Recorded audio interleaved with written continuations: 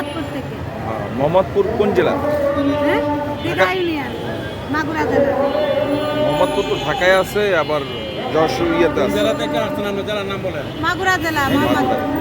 কেন আসছেন? বেকার মুক্ত বাংলাদেশ। বেকার মুক্ত বাংলাদেশ চান? আপনি কি চাকরির জন্য কোথাও অ্যাপ্লাই করছেন? না, করেন নাই? না। তাহলে আপনি আসছেন তাদের পক্ষে। হ্যাঁ, আপনি কি করেন? আমি গৃহিণী। ও, আপনি গৃহিণী। ঢাকায় কবে আসছেন? আজকে ও, আজকেই। কি কারণে আসছেন? চাকরির জন্য। আপনি এই বিগত সরকারের আমলে কি কোনো চাকরি করছেন? না, না, না। তাহলে ঢাকা কি এর আগে কখনো আসছেন এরকম? না, না। এর আগে এরকম বেকার মুক্ত এরকম না, বিষয় নিয়ে না, কখনোই না, আসেন না? না। এই প্রথম আসছেন? হ্যাঁ। আপনাকে কে নিয়ে আসছে? হ্যাঁ, আপনাকে নিয়ে আসছে কে? হ্যাঁ, নিয়ে আসো। আপনাকে কে নিয়ে আসছে ঢাকায়? কে কে আসছেন? কয়জন আসছেন?